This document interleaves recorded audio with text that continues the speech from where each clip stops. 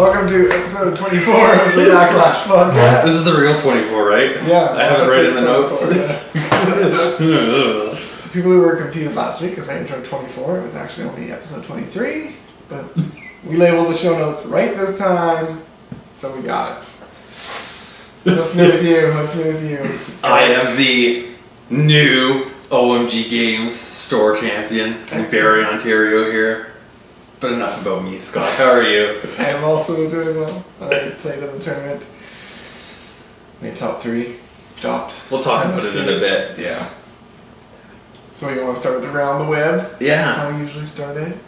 I want to open things up by saying WWE's in Toronto today as of release of this. Raw's on the Monday, SmackDown's Tuesday today, the 28th. You probably got that wrong. It was a bunch of autograph signings, so I'm hoping to get some guys to sign some signature cards for prizing for the big May event that we're hosting here. Next year? Next year in May. Not this May. Next May. That next May. But none of that's online. So, to around the web. None of that's online around the web. So I guess I'll bring this up. So we've been asked by the development team of Virtual to join on as playtesters, and we humbly accepted. However, we can't really talk about what we're playtesting.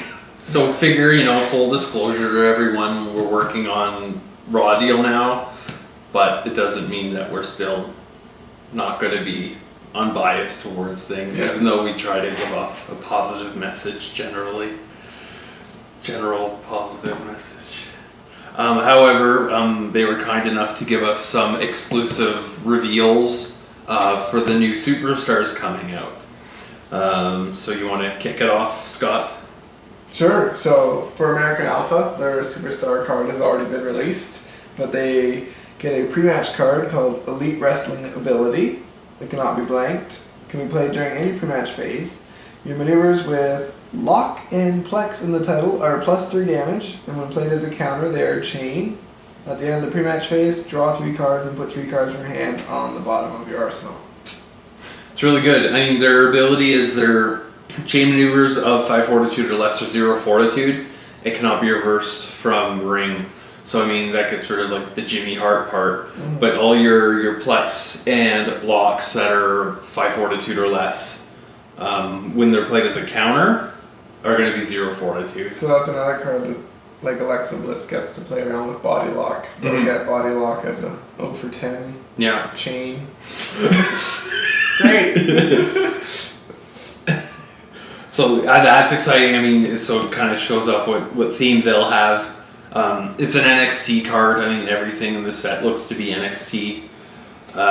But that kind of shows off what their theme is going to be. And they have some kind of cycling with some hand cycling in the pre-match phase. Which, like, when you add in underrated, because they can play from NXT to WWE, to get underrated for free, you're basically like drawing 6. Yeah. So you're seeing the top 12 cards with your hand of 6, and you put 3 on the bottom. So that's just those 2 cards alone. Mm-hmm. You're seeing more than a tenth of your deck. So it's like, you're seeing almost a third of it at that point. 18 cards. Yeah. I mean, you could still find other ways to draw. Even like you put in like a Funaki, SmackDown #1 announcer, and it's just you're doing all that early hand manipulating.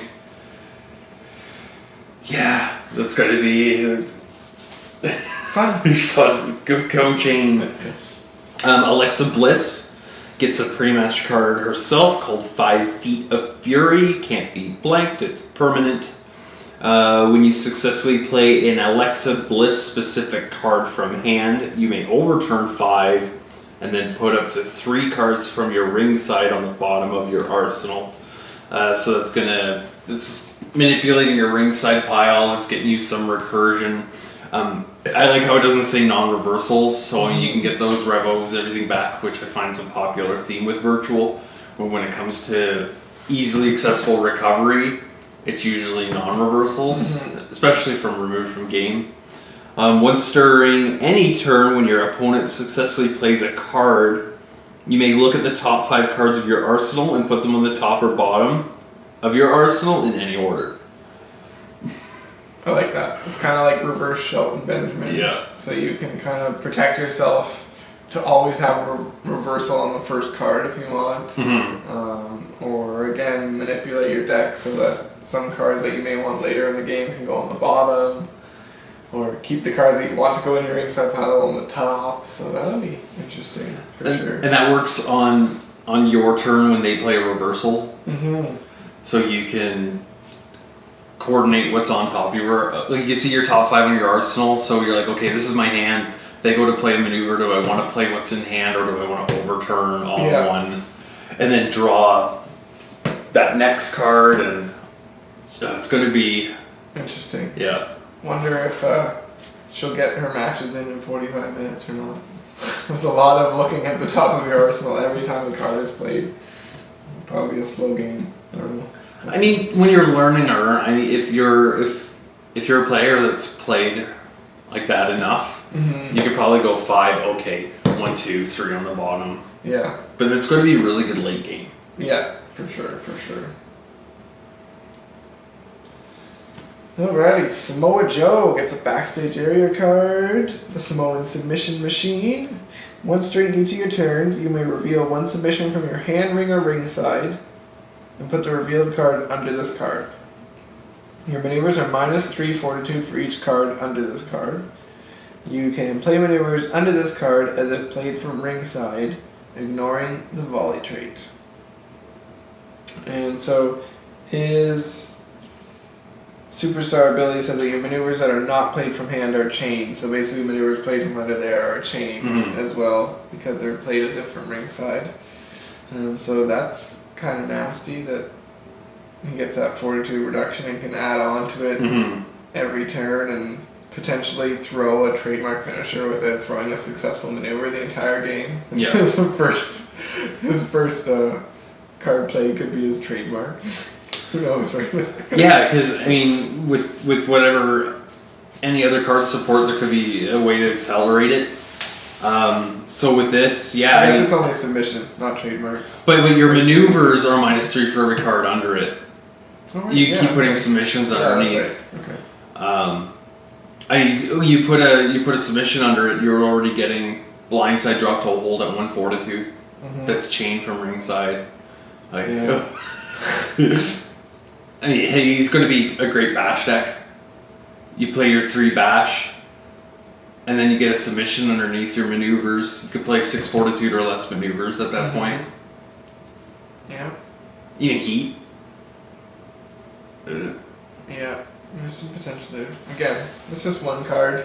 Wait to see the rest of his set and see where to go from there.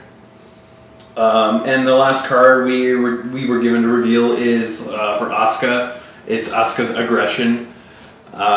Your ankle lock, arm breaker, arm wrench, chicken wing, dragon sleeper, forearm uppercut, haymaker, rapid fire punches, spinning back fist, and whirling backhand cards are 0 fortitude. They are not active, and when successfully played, you may promo 2. Ignore the non-unique text on your knee lift and takedown cards. That's probably my favorite part of the card. Yeah. So she's getting a lot of thematic maneuvers that you see her use in the ring. She's going to get them all at 0 fortitude, and in combination with her ability, when your maneuver is unsuccessful, your opponent puts 1 random card from his hand on the bottom of his arsenal and draws a card. And then you promo 2. So lots going on there if you reverse a maneuver, which is good. Well, when it's successful, you get to promo 2. Oh, I thought it was when unsuccessful. So something's going to happen regardless if these are reversed or not. I remember, I don't know, the most familiar with these whirling backhands, I think a 6 for 8 strike. Dragon sleeper is like a 8 for 4, 8 for 6. But I mean, these are now all zeros. So I mean, it's hard to really give much input on this, not knowing the rest of her cards. Non-unique on knee lift and takedown are great. Now takedown's a 14 for 3 action reversal. Yep. And knee lift is a 7 for 5.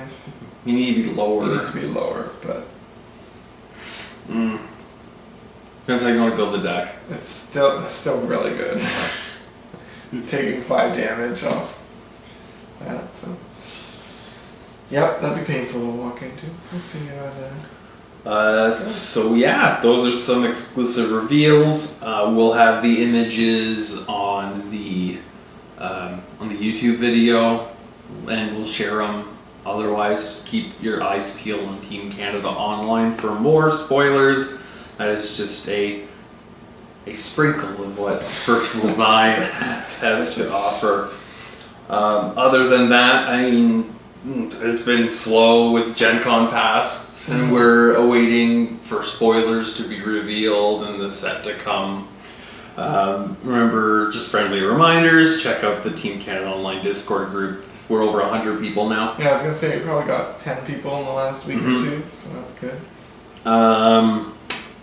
SoCal Raw deal for virtual image that are easy to access. However, we've been finding out recently that some of the stuff isn't the revised stuff. I've been keeping ongoing notes, and I'm just going to pass those along to whoever runs it. We had, what was it, Huss was the outdated one you noticed. See How It Feels I encountered is outdated, and that's a real game changer, that old one. Because it used to be can only be reversed by 2 non-hybrid reversals, now it can be only be reversed by 2 reversals, so volley this hits it now, which is huge. If you want to remove 30, sure. And remember, remember, we have an event in May. Remember and realize? Yes, what was it, 9 months away. So we posted a Facebook event for it. I mean, we'll be updating that, but we'll be updating the podcast Facebook page and Team Canada Online. We have an event post there with announcements when it comes to prizing and entry.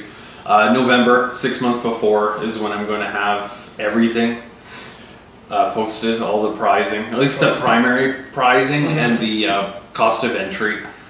This being held at our local shop, not a convention, so there's no entry to enter the establishment, just to participate in the tournament. I'm done talking. And if there's enough out-of-towners, we'll look at trying to get a group rate at a local hotel that's nearby to save you fine folks some money, if you all need space to sleep. I'm not hosting anybody. Full house here. Yeah. Anyways, on to our local event. We had our store championships that we try to line up with Gen Con every year. We had 7 players come out. Best wrestler in the world, New Nexus, Batista, Your Freaking Hero, Natalia, Guest Raw GM, and Roy Mysterio. Rey Mysterio, yeah. It looked like Roy on a sheet. Yeah. So, yeah, should we do a match-by-match breakdown? Kind of leave it for FunCon, just whip through it real quick. Sure. Round 1, I was best wrestler in the world. I played against Dave's Guest Raw GM. That was a lot of fun. I quickly got out of the gates. I saw his hand with mixed martial arts specialist, so I only had 1 revo. So I played Bash Punch, pretty well similar to the same start as you. So I got 1 reverse. I played a Bash Punch, and then played his mid-match, which I can't remember the name. Life of me, but who's mid-match? CM Punk's that plunges based on the number of cards you move. Oh, Cult of Personality. Cult of Personality, sure. So then I plunged the second move. So I started the game with 16, 20 fortitude, something crazy like that. So he had a rough start getting started, but eventually built up some fortitude from reversals, and then off his Price's Raw, he searched for a ref bump. So when he played classic Bulldog Lariat, cannot be reversed by D1 or greater, I played an F out, and he ref bumped it. So he got his fortitude, and then from there he just kind of clawed back slowly but surely. He had fortitude for reversals and sloppies and stuff at that point. So it was a tough go, and our match pretty well went to time. And I managed to win on the last turn. I 10th anniversary and top decked a Shane Nomac Delivers a Bash and played that, and I was successful and won the game. Which I played that Cavalry Candace probably 5 turns in a row. I played big fortitude actions, hit all 3 of his sloppies, and some other reversals. Okay, it's got to be out now. So that's what ended round 1 for me. I had a bye. You gotta buy. Glorious. I got perfect strength of schedule for that one. Yeah. So then that's actually a conversation topic that's come up a few times locally. Is for a buy, it's considered having an undefeated opponent for when it comes to strength of schedule.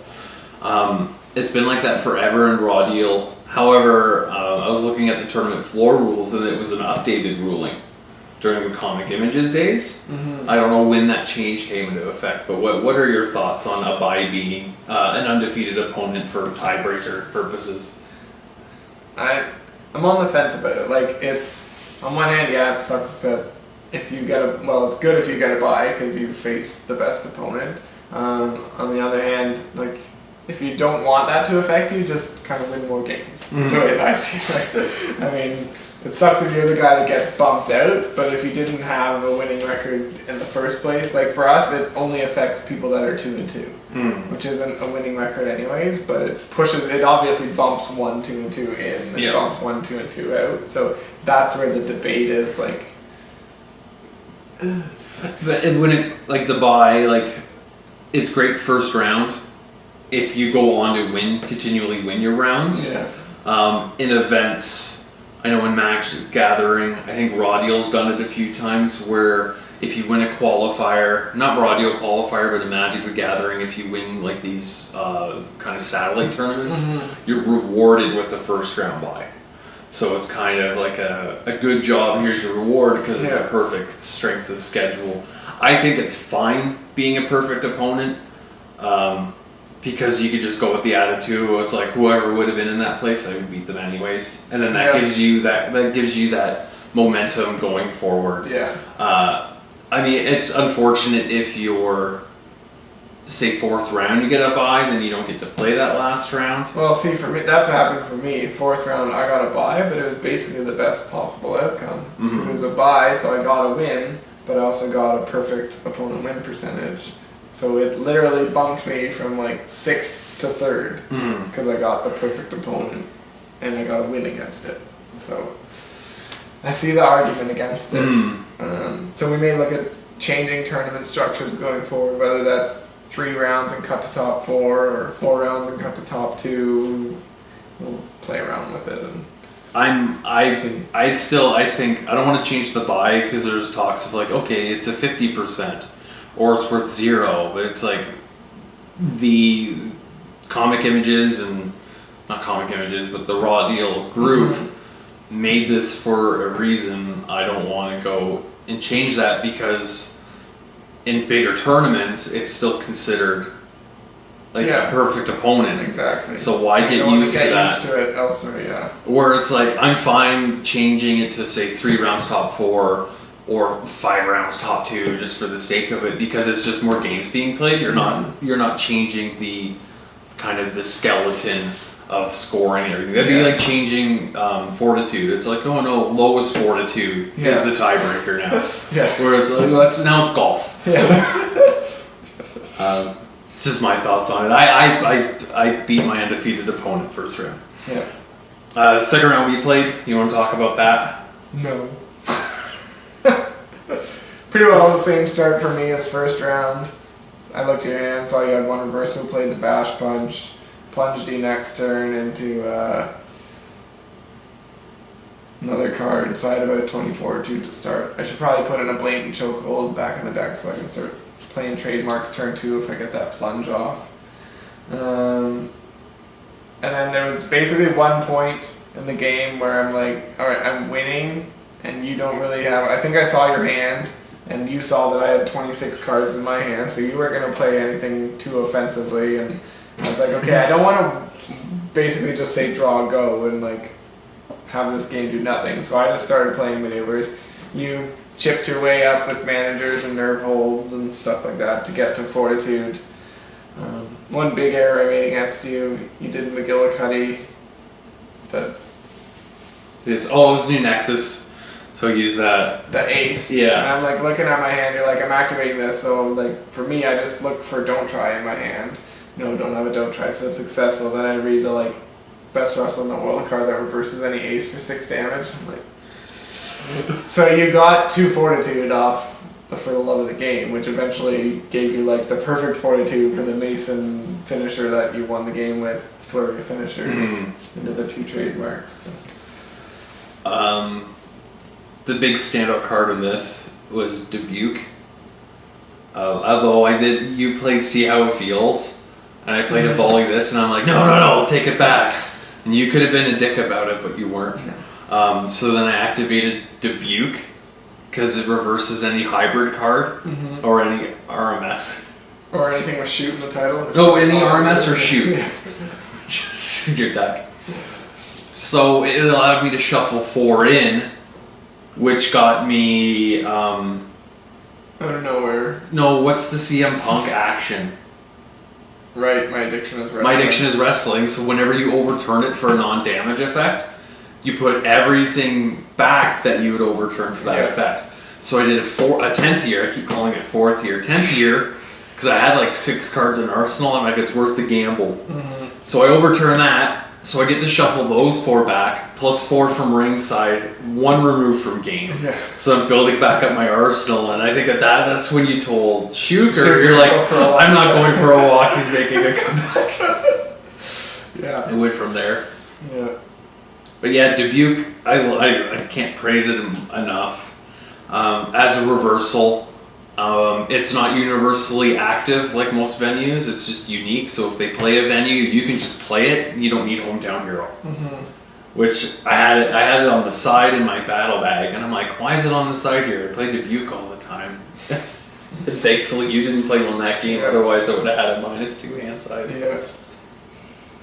So round 2, round 3, I played Batista, forgot to use my ability after we like resolved all my pre-match, and then I'm like, where are my cards? And then, I forgot to use my ability. So he played Old School Wrestling match. I didn't have any opening maneuvers, so I burnt 6 2 turns in a row. Finally got like a bash punch, and that was successful. Bash punches were key for the day for me. Was that mixed martial arts specialist pre-match? It gives you that extra 1 damage as well. He eventually ended up playing into Backlash. He didn't take the 3 damage, but gave me the 3 fortitude, which bumped me up to 6, and then I was able to play a few different maneuvers from there. But then it was a little too late. Old School Wrestling match hurt me too much. It would have been a different game if I used my ability, but I didn't, so there's that. He was kind of bummed he couldn't use his Spine Busters as reversals against my shoot moves, because you can't play reversals of D3 or greater to my shoot maneuvers. So. You both lost out on your ability that game. I played your freaking hero. He uses the storyline where he gets to play the 3 eyes right away. So his maneuvers are plus 3 damage. He gets to draw an additional card and play with the game with the hand revealed. It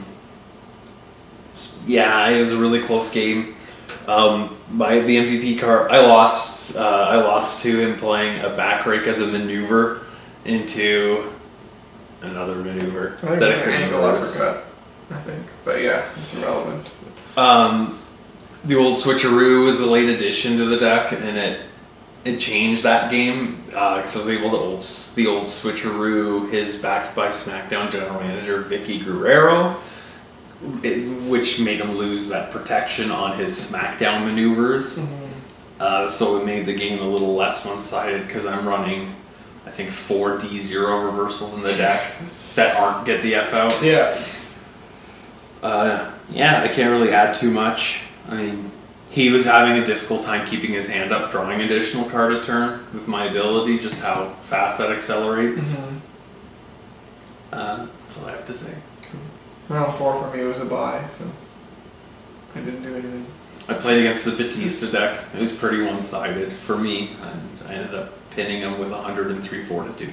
Wow. And then so I was 3rd place after Top Cut and the bye and the strength of schedule and stuff, and I had to scoot because it was 5 o'clock, 4:30, something around there that I had to leave. So I left. Someone else, I think Ryan ended up making it in. And then you played him again? Yeah. Batista again? It was closer game. I can't remember what had happened. He was able to get pretty aggressive with it. I ended up beating the Batista deck, making it to the finals. Your freaking hero played against the guest raw GM, I think, in top 4. And your freaking hero deck ended up besting him. I thought they went to time.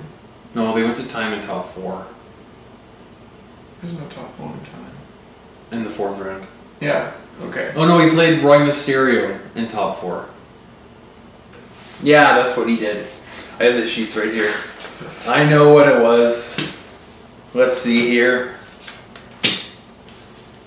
Yeah, because Batista was 4th seed because you had dropped making Roy Mysterio 3rd seed. Your freaking hero was 2nd seed. God. Your freaking hero won. And then I played your freaking hero, and it's just, I had the game the entire time. He ended up having 13 cards in hand, letting me play get overrated superstar and played, which gives me 1 fortitude. New Nexus gets that guaranteed 6 fortitude, and I'm playing King Interferes and Manager at 7 fortitude. Yep. So you had a red wall basically from there. Yep. I had a really good hand in my defense, like the leg drag for the uppercut. Yeah. It was all streamed. Yes. Live streamed on our Facebook page. Successfully. Yeah, the whole event. You doubted it. It went down at one point. I think that's just because it caps it at 4 hours of live streaming or something, but we started it up shortly after. Yeah, it's good. So it's archived on the Backlash podcast Facebook page. Just look up Backlash podcast on Facebook. Yeah. And yeah, it's 2 different videos on there. Every round of events are streamed there. So I think that's something we might do going forward. Mm-hmm. It's up to you. I like seeing them on YouTube afterwards, and you can go and pick the matches that you want to watch. But you can easily do that by dragging your timer on the bottom. Well, I'm going to download the videos. Okay. Because I can download them off Facebook because I was the host. Gotcha. And I can chop them up. Cool. Alrighty, moving on to our getting into virtual. Oh, before that, I want to thank again Keith from Raw Deal SG. It's another Facebook page, posts weekly articles, alternate arts. You want easy to access Raw Deal cards with like updated like current imagery, like current superstars. Check him out on there. He's been really supportive. He's a tournament organizer in Singapore. Foil cards? Yeah, foil cards. We had those underrateds from last year that I still had extras to give out. Mm-hmm. Keith's awesome. He plays Revo though, Thanks. so do I. Nothing wrong with it. Alright, so we are moving into virtual. We're talking about actions this week. There aren't too many that are kind of what we consider must packs. There are a few that if you're going Raw, there's the Raw Allegiance ones, there's the SmackDown Allegiance ones, there's a few that you play in specific situations, but we kind of pick the most popular ones that see play most frequently, and we'll just kind of do a rundown of perks and drawbacks of that. So first card you grabbed here comes the Cavalry. I think that is the most popular action in virtual. Mm-hmm. It's a multi-action 10 fortitude that you shuffle 8 and draw up to 2, and it has bonuses if your opponent is a tag team, so it's unique. It's a multi. You pair that with Candace, like I pair that with a couple Candaces, and that's the recovery that I run in most decks, because that's a high cost to volley. So I like it. It's in every one of my virtual decks that can pack it. How about yourself? Do you pack it? Yeah, I mean, I have a bad tendency of packing it when a deck legally can't pack it, because it can't be packed by a tag. If you could pack tag team title belts, or if you're a stable. And a lot lately I've been playing superstars that can pack tag team belts or stables. So my first drafts usually contain this card, which goes to show like how good this card is. It's unique, so it gets around Rattlesnake's ability if you ever encounter him, but also gets around the old school cage match. Yeah. Even though you'd only then be able to shuffle in 7, but a card's a card. Yeah. And it is shuffle up to 8. So I found one game I was playing, there was only 4 cards that I wanted because I wanted a chance to draw 2 of those 4 or 1 of those 4, so I did choose to shuffle less. And it just gives you opportunities and chances. You want to cover that one too? Sure. You play that more than me, I think. I think so. Raph takes a bump. It's an action that basically when you play a maneuver and it's reversed by a non-unique printed D0 reversal, you can put the bump into your ring area and the maneuver stays in your ring area instead of going to ringside. So it's basically a way to get fortitude in this game. Mm-hmm.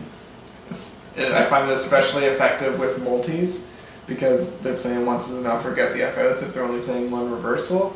So Raph takes a bump, hits those. If you're running the elbows and rebels, you can't Raph bump into those. So multis that are greater than 8 damage, I find are the key cards to have in your hand with that. I saw the Raw guest GM ref bump a Maneuver of Doom in the play because he plays it as an 0 for 12. Yeah. Once is enough, he's like, okay, ref bump. Yeah. Yeah, and that's what he did against me. Classic Bulldog Lariat. Can't be reversed by D1 or greater, so you have to use a D0. And then he just ref bumps, gets your 6 fortitude, and you hit the ground running from there.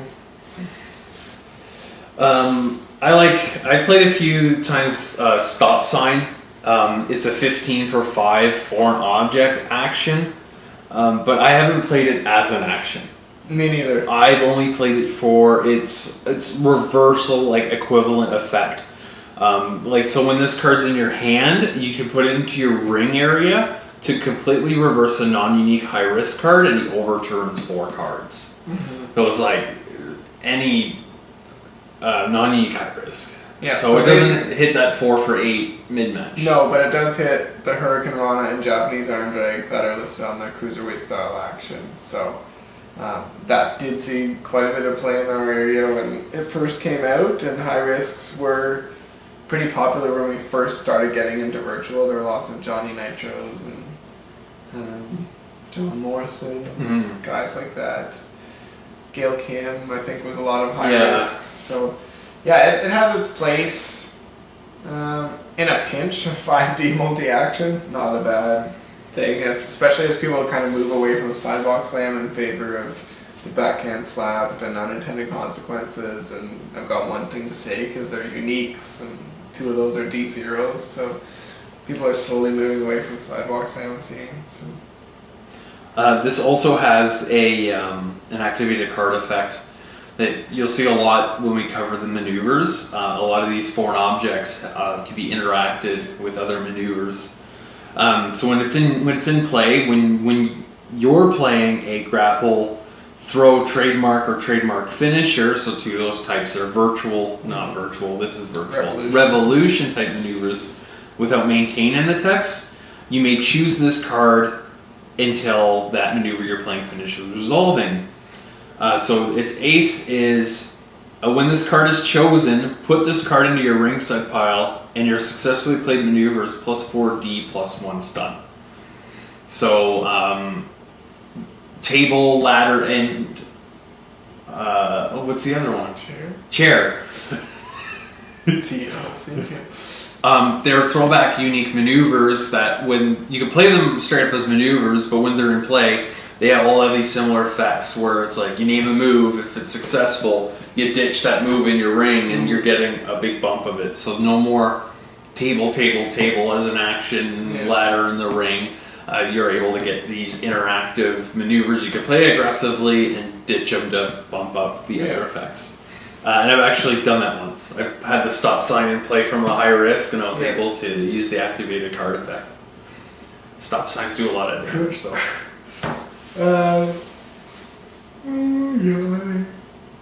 Having kids, being tired. Yeah. One of the actions that we've started talking about recently was Don't Be a Douchebag. Probably the most popular reversal in the game, but it also is an action that when you have lower fortitude, it cannot be reversed. Shuffle 2 cards from your ringside into your arsenal. Does 2 damage, and when successful, you can either draw a card or force him to discard 1. And it's, again, unique, and it is permanent. So, in a pinch, it's 2 damage that can't be reversed. Shuffle 2, draw 1. It's a pretty neat card to have if you have to play something before you play another card. that may be a go-to thing. I know a lot of people like to save it because it's so versatile as a reversal, but in a pinch, you can play it as an action too. Another one I like with heel decks, searching for this with a no-show, is win if you can, lose if you must, but always cheat. It's an 8 for 2 cheater heel with RMS and an activated card effect. If it's unsuccessful, it goes into your ring instead, so you're getting guaranteed 2 fortitude off this card. But when successfully played, you can put up to 3 cards that are heel and or cheater from your ring side into your hand, and put 1 card from your ring side on top of your arsenal. I mean, you're picking up 3 heel cards, so managers, the rakes, strangleholds if you choose them. Don't hate the player, hate the game. Any other heel ones? Any heel maneuvers? Yeah. Applies. I keep thinking chair shots. Yeah. And then as an activated card effect, once during each of your turns, you can discard 1 Backlash card and 2 cards from hand, and then put 1 Backlash card from your ring side into your Backlash. So this is get you 10 fortitude, so you can get your King Interferes back, ready to fight, so you can keep getting back. It's a good cycling there. It's not permanent, unfortunately. However, if you can keep getting back, it's always gonna. If it's in your hand, it's gonna get into your ring. Yeah, and I like that. I loved it in Fandango because he got a fortitude reduction for his like knee, leg, spin and toe or something. So I could go clutch, apply first turn, but it would only get you 8 fortitude, and then this bridged you right to 10. So you had managers and King Interferes, as you said. So I really like that, and I'm sure there's a few other superstars that can clutch apply first turn. And you're stuck at 8, but you get that in. It's guaranteed. You're getting 10. So. It's great with the deck that can get that guaranteed face stretch. It was covered last episode with the World Champ, where he's always getting a guaranteed 8 for 8 through. Yeah. I play this right into it, and then turn 1, you're at 10 fortitude. Yep. Another card. So Commissioner Rules Throwback. It's one that our play area doesn't know exists, and you may not even know it exists because it was a Gen Con promo 1 year, so it's a little harder to find on the Team Canada online, but it's there. When you're William Regal, the mystery wrestler, a chairman, or a GM, it's multi-action, 6 fortitude. Look your opponent's hand, choose a reversal card, he discards it. When you have lower fortitude, you may discard a card and choose 2 reversal cards instead. So it's almost like a double commish if you're lower fortitude. When played in Indianapolis, Indiana at Gen Con, do not discard for this card. So, pretty neat card. It's, again, unique. It can be a multi. When you're lower, it's double commish. I like it. It's good. Not a lot of people know about it. So now you do if you did. I mean, yeah, the 1 card discard to choose 2 reversals is great. I was working on Sheriff Austin, and he gets a reduced cost on his cards with GM in the text, so he actually gets this at 0 fortitude. Nice. GMs, William Regal, mystery wrestler, chairman. I think Vince is the only chairman right now. Maybe McMahon Dynasty. And then GMs are, I think, 5 or 6 of those. Yeah. Yeah, I think it's good. I mean, anything to get rid of cards for your opponent's hands. Yeah. I want to talk about Shocking Interference. It's another one of those classic actions from like the old WWF days, like the win if you can, cheat if you must. It's 12 fortitude. You can't search for it with no show. It's RMS, cheater, heel. Your opponent discards 6 cards as an action. I think that's pretty good. It's really good. Yeah, I played it as an action on the weekend. Friday, it was discard 6. So gross. I definitely prefer it as an action to a reversal. Like it's good as a reversal because they can't spin Divine and Douchebags and Mr. Chances when you're playing your reversal, but. Man, making them pitch 6 cards, that's impressive. Yeah. You want to I want to talk about this one. Yeah, I know that. So, two-time. This has been like a game changer for me several times. I got to play it as an action against your freaking hero in our first game. 22 Fortitude, 2 damage, multi, unique, permanent, RMS, 2 stun value. It's an action and antic. This is we had Drew on the show, so this is his second World Champ card. When you have lower Fortitude, it can only be reversed by 2 reversal cards, and it's -2 Fortitude for each D2 plus card in your opponent's ring. As an action, you choose 2 of the following. Draw up to 2 cards, shuffle up to 2 cards from your ring side into your arsenal, remove 2 cards in his ring side from the game. I got the hiccups. I'm so excited. Flip up to 2 D0 cards in his ring over. He puts 2 cards from his hand on the bottom of his arsenal, or he overturns 2 cards. This is one card that it's no matter what situation you're in, I think it's a great action to play. It's doing 2 damage, so if you make him overturn 2, there's 4 from arsenal. Yeah. You're shuffling 2, and you flip 2 cards over, so you can flip over through all these years or any other important pre-match, mid-match, flip over sustained damage. Yeah. So you did against me. I think you flipped through all these years and sustained. Yep. And as a reversal, it's just 0 Fortitude reverses Poke and Shake. Which we haven't seen in our play area in years. But apparently it's popular in virtual. So Maybe great action, because if your opponent gets really aggressive on you, he's just reducing the costs over and over. Yeah. I like it. I like it. Yeah. I think we should just do it out of nowhere and then probably wrap up the action. Okay. You talk about it. It is a multi-action. It's basically a game changer, that's for sure. And I love that it's fitting for the title out of nowhere. As an action, you can search basically anywhere in play for a superstar specific trademark finisher. Reveal it, put it in your hand, shuffle. Next card played this turn is a trademark. It's 4/2/0 and ignore that can only be played after text.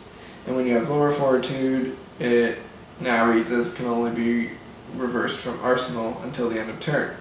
The magic happens when you overturn this card as a reversal when you have 15 cards or less. But anytime when you overturn as a reversal, it's 4/2/0. When overturning, you have 15 cards or less. Completely reverse any card and put this card in your ring.